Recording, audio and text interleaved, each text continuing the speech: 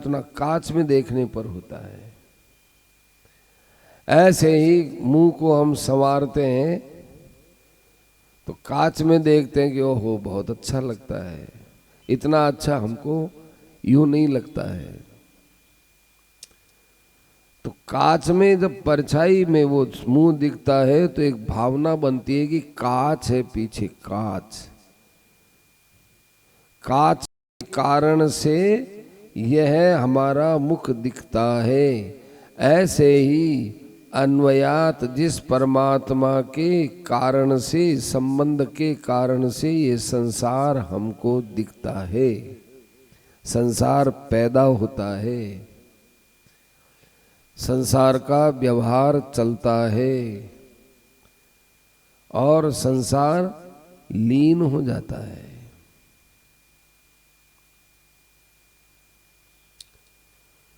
सज्जनों, हमारा मुख कांच में दिखता था, वो दिखाई देने वाला मुख कांच में ही दिखाई दिया, कांच में ही है। और हम अपना मुंह फेर लेंगे तो वो परछाई कांच में ही लीन हो जाएगी। मुंह तो हमारे यहाँ है, लेकिन जिसको हम देखते थे वो कांच से ही तो दिखाई दिया, कांच में दिखाई दिया और कांच में लीन हो गया। वो परछाई गई कहाँ? ये कांच है, मैंने मुंह देखा, हट गया। अब ये परछाई कहाँ गई? कहाँ गई परछाई? इधर गई, उधर गई, इधर गई, इधर गई, कहीं नहीं गई बाबा, इसी में छिप गई। ऐसे परमात्मा में संसार दिखता है, परमात्मा है इसलिए संसार का हैपना दिखता है, और संसार अंत में रहता नहीं है, परमात्मा ही रहते हैं।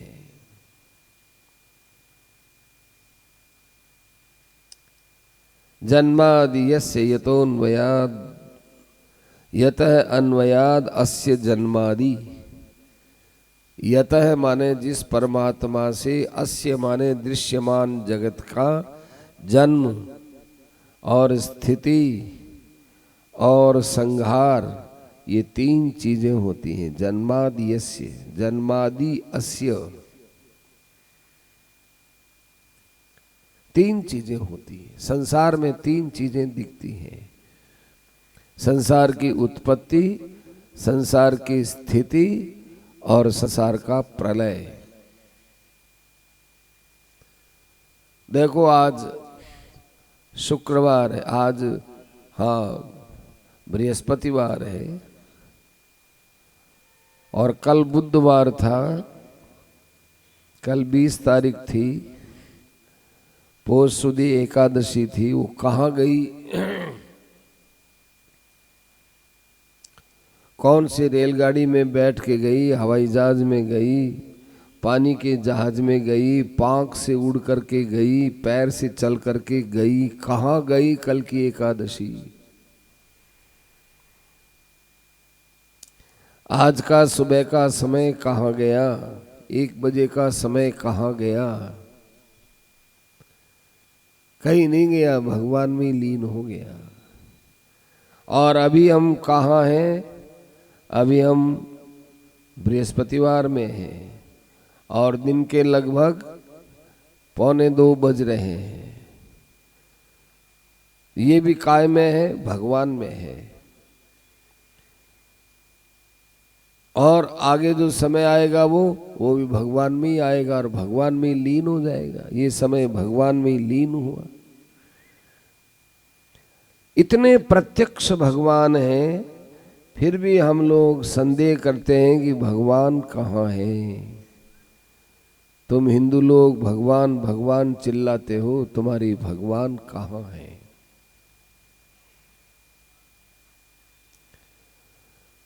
कहते हैं संसार को तुम सच्चा मानते हो तो भी भगवान है, और संसार को झूठा मानो तो भी भगवान है।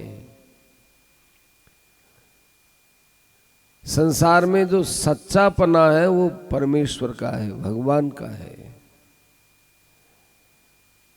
संसार में जो सत्यता है वो भगवान की है।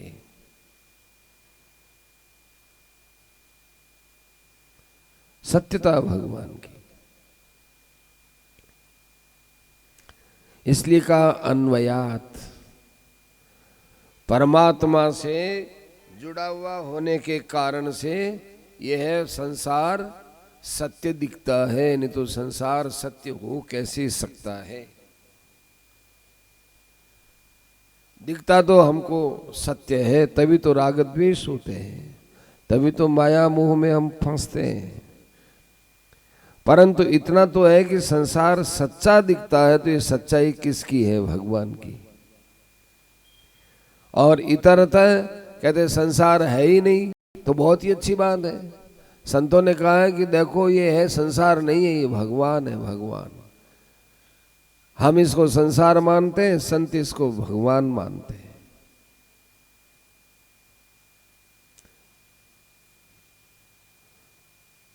एक संत के रसोई में कुत्ता आ गया, रोटी लेके जा रहा था। संत पीछे घिलोड़ी लेकर, अरे भगवान, विठ्ठल भगवान,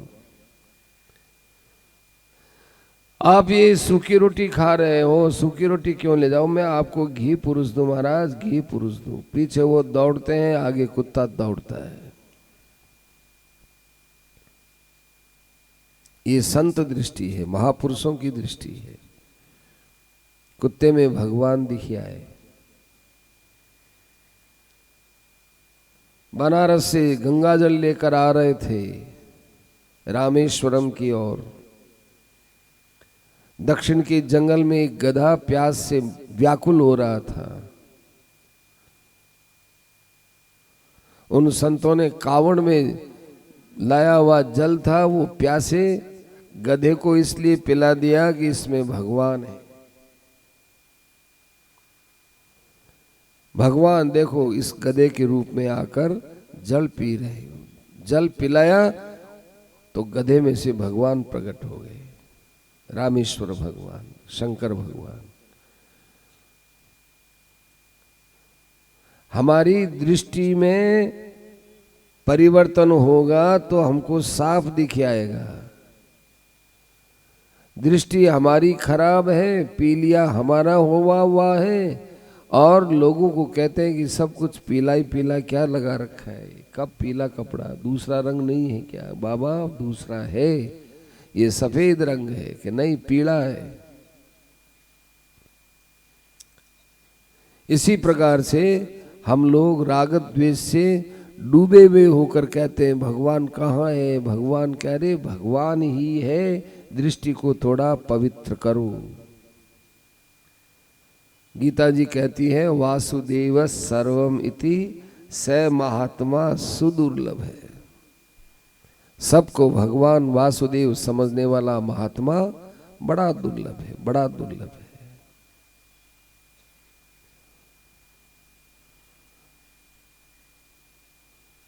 जन्माद्यस्य यतोऽन्वयादितरतः, चाहे संसार का अभाव करके देख लो और चाहे संसार को सत्ता देकर देख लो, दोनों अवस्थाओं में परमात्मा की ही सत्ता सिद्ध होती है। संसार को सच्चा मानते हैं तो ये सच्चाई परमात्मा की है, और संसार का अभाव, संसार है ही नहीं। देखो कई लोग कहते हैं कि है तो सही, बड़े से बड़ा ज्ञानी कह देगा क्या कि ये पंडाल नहीं है, ये कपड़ा नहीं है, पंखा नहीं है, तो ये अभाव कैसे देखते होंगे संसार में? संसार का ज्ञानी महात्मा अभाव कैसे देखते होंगे? ज्ञानियों की दृष्टि में अभी कोई परम ज्ञानी पुरुष यहाँ पंडाल में आए तो उसको जैसे हम देख रहे हैं संसार को ऐसे ही देखेगा, परंतु देखने का अंदर से ढंग अलग होगा। वर्णन तो ऐसा ही करेंगे वो महात्मा भी कहेंगे लाल कपड़ा है, ये सफेद कपड़ा है। वो महात्मा भी कहेंगे ये पंखा है, ये लाइट है, वो छोटे पंखे हैं, कुर्सी है, इधर माताएं बहनें विराजमान हैं, भाई लोग हैं, बाइक है, यही है, सब कुछ ऐसा ही दिखेगा। अंदर से ये सच्चा नहीं है। ये पहले नहीं था और बाद में नहीं रहेगा। इसके साथ में ये दृष्टि और रखते हो, पहले नहीं था और पीछे नहीं रहेगा। पहले और पीछे पर उनकी दृष्टि रहती है तो वहां उनको इसका अभाव दिखता है, वो अभाव मानते हैं महापुरुष। इस प्रकार से संसार का अभाव देखते हैं। हम देखते हैं कि महात्मा को ये दिखता ही नहीं होगा, इसकी जगह यूं चतुर्भुज वाले भगवान दिखते होंगे। ऐसा नहीं।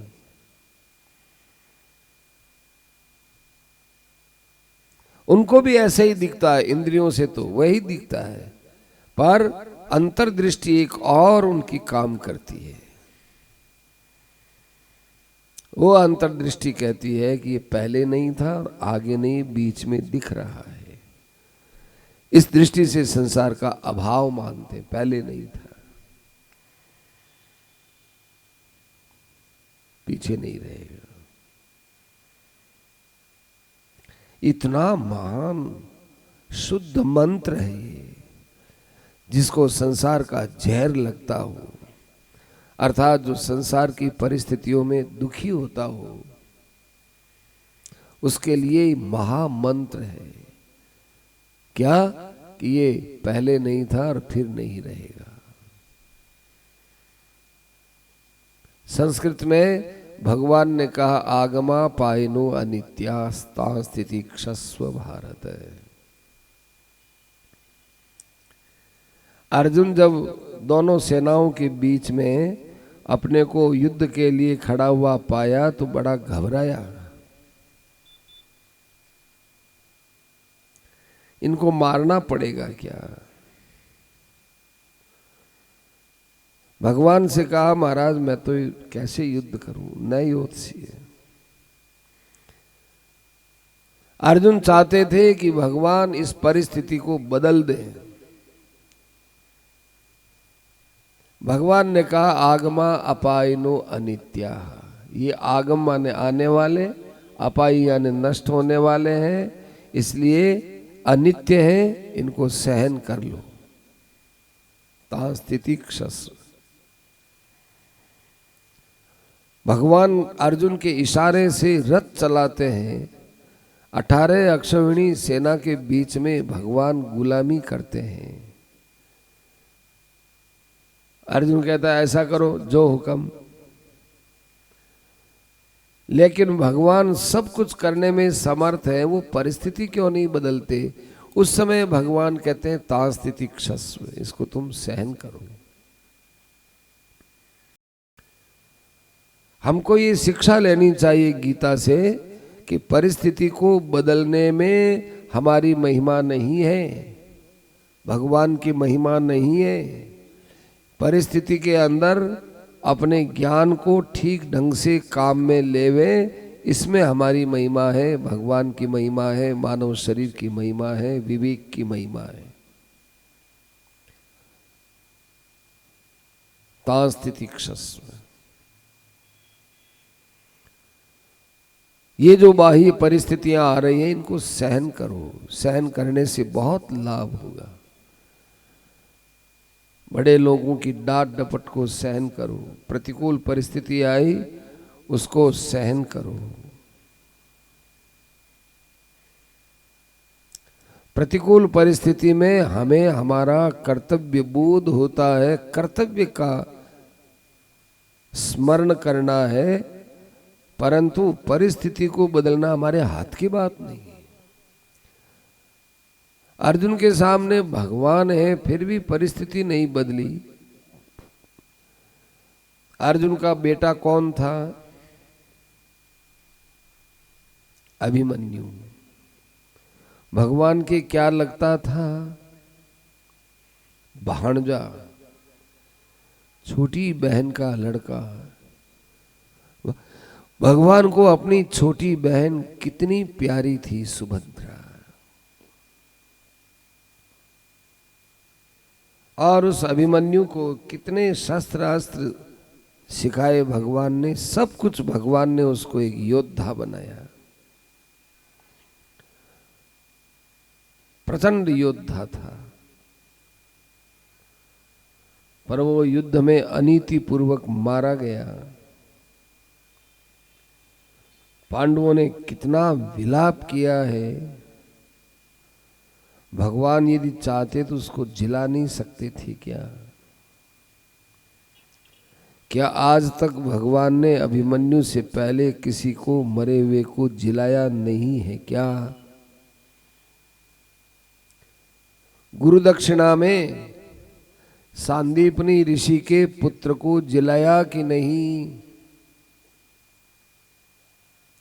मानना पड़ेगा कि जिलाया। अपने बड़े भाइयों को जिलाया कि नहीं? जिलाया।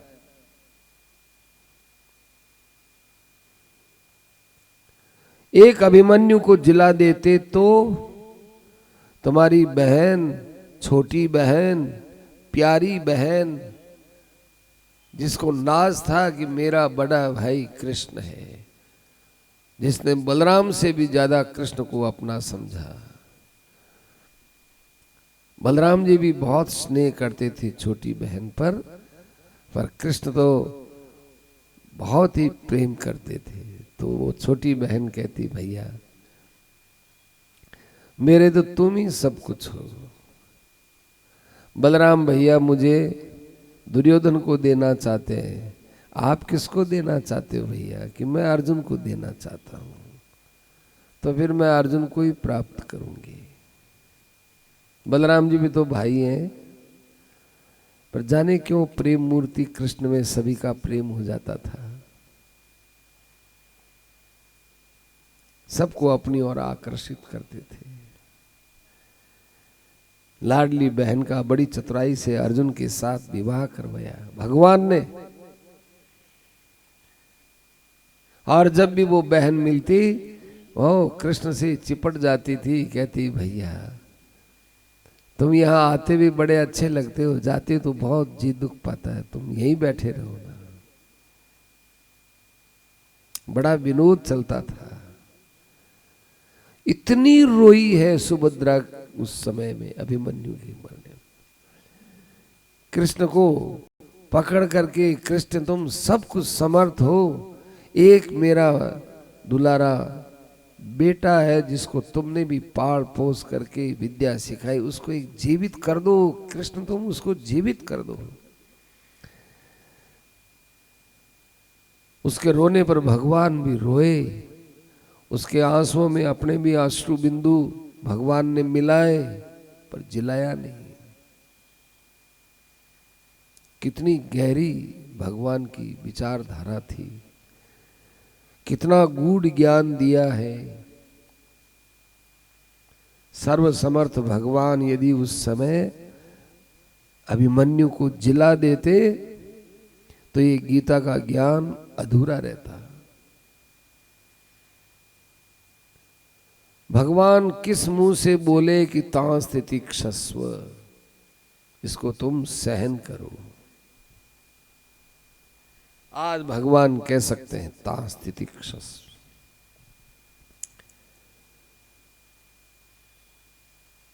इसलिए जो महापुरुष होते हैं वो अपनी गहरी दृष्टि से इस संसार में परिस्थितियों को महत्व नहीं देते। परिस्थितियां जिसके द्वारा प्रकट होती है उसको महत्व देते हैं।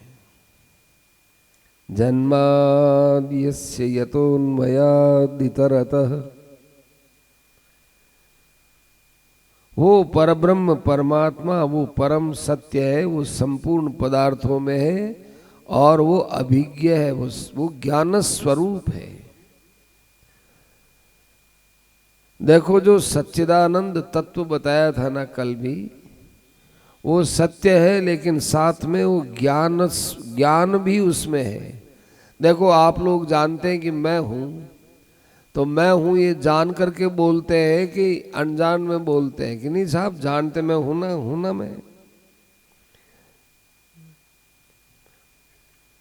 एक संत के पास एक आदमी आया कि महाराज मुझे भगवान को बताओ।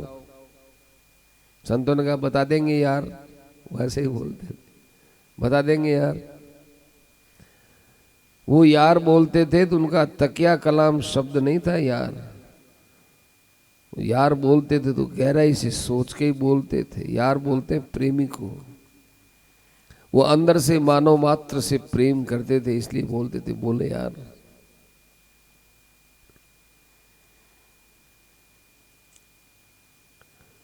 वो कोई शाब्दिक भाषा मात्र के लिए नहीं बोलते। तो भगवान को दिखाओ महाराज के, दिखा देंगे यार। एक काम करो, तुम अपने को दिखा दो कि ये मैं हूं। तुम हो कि नहीं ये बता दो कि मैं तो हूं महाराज, कि दिखाओ ना कि ये हूं ना आपके सामने। अब आप तो सूरदास हैं। नहीं नहीं नहीं, सूरदास नहीं, बताओ तुम कहाँ हो। मैं महाराज ये बैठा हूं, आप, ये तो शरीर है। तुम हो क्या? तो महाराज मैं तो हूं। कितने वर्ष के हो?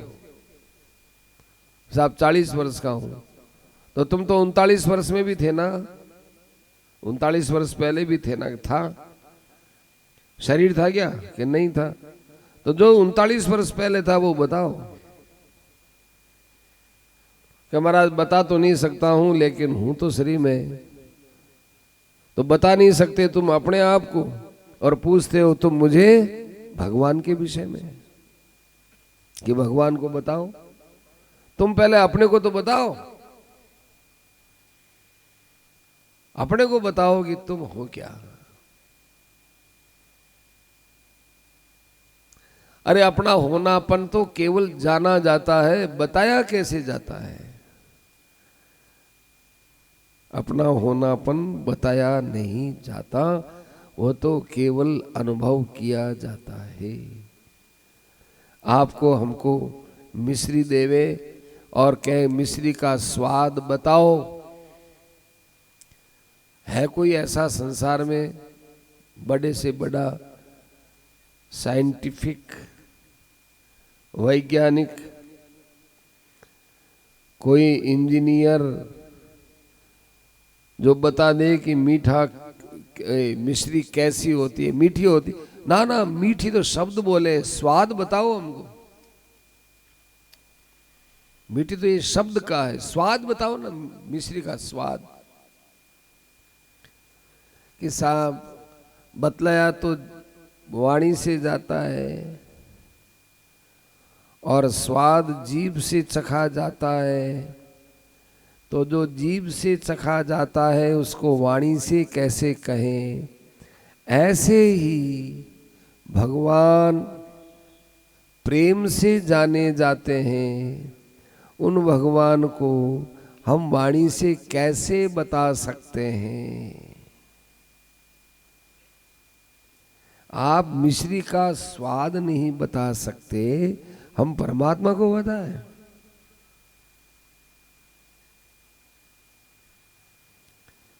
एक ने पूछा महाराज भगवान को जनाओ, भगवान को बताओ, आप बताओ तो हम माने। तो उन संतों ने कहा हमारे भगवान इतने कमजोर हैं क्या कि किसी के बताने से ही मालूम चलेगा?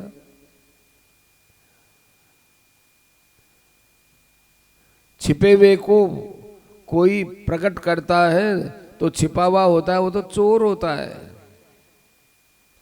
पुलिस उसको ढूंढती फिरती। हमारे भगवान कोई चोर थोड़ा ही है। हमारे भगवान चोर नहीं है, हमारे भगवान तो बड़े साहूकार हैं। पुलिस कहां कहां से छानबीन करके चोरों को पकड़ती है। हमारे परमात्मा ऐसे नहीं, वो तो चौड़े चौगान हैं, सबके साथ में, सबके बीच में। इतने साफ सुथरे हमारे परमात्मा, पकड़ो उनको। भगवान को बताया जाए कि ये भगवान है तो ये भगवान का अपमान है। प्रहलाद को कहा बताओ तेरा ईश्वर कहाँ है? प्रहलाद जी ने कभी नहीं कहा कि खंबे में है, बता देते कि खंबे में है। खंबे में है इसका अर्थ जानते हैं ना, इसका अर्थ है और जगह भगवान नहीं है। इसलिए कोई महात्मा ये नहीं कहता कि भगवान कहाँ है।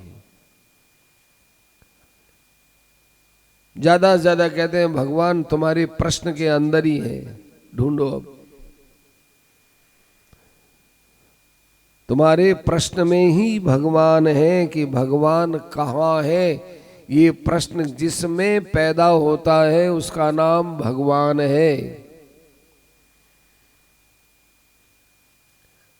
भगवान के विषय में कोई कहीं से भी मुड़ करके आ जाए वो भगवान में ही रहेगा। इसलिए कहा अभिज्ञ है, भगवान अभिज्ञ है, माने सबको जानते हैं। भगवान सबको जानते हैं और सबके जानने में आते हैं।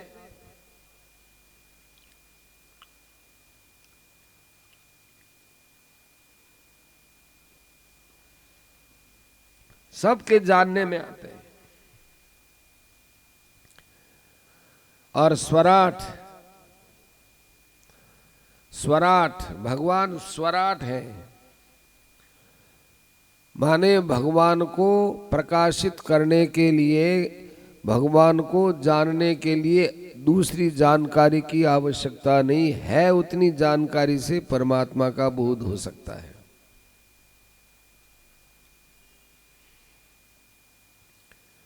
महाराज श्री के प्रवचनों में खूब बातें आती हैं कि जितना हम जानते हैं, जितना हमारे पास ज्ञान है, विवेक है, समझ है, उतने से हमको परमात्मा की अनुभूति हो सकती है।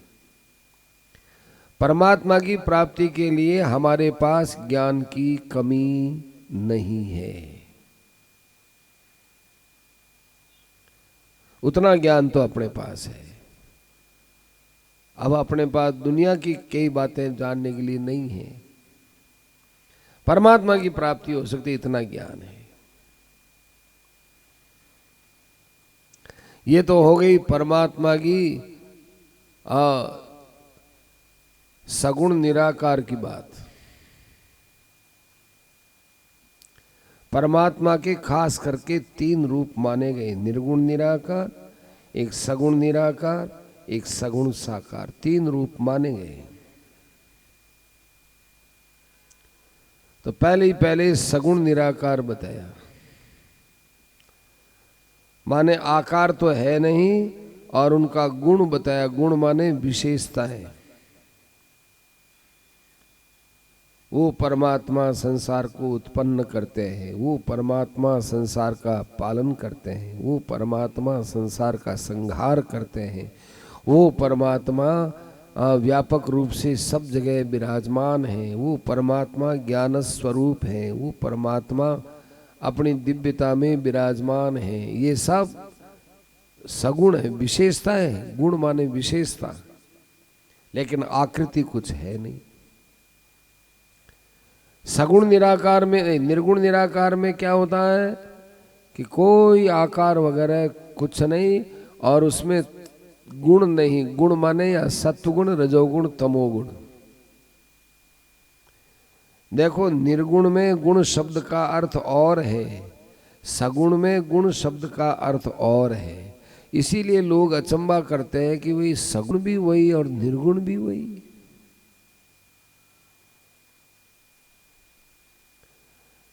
अस्तु।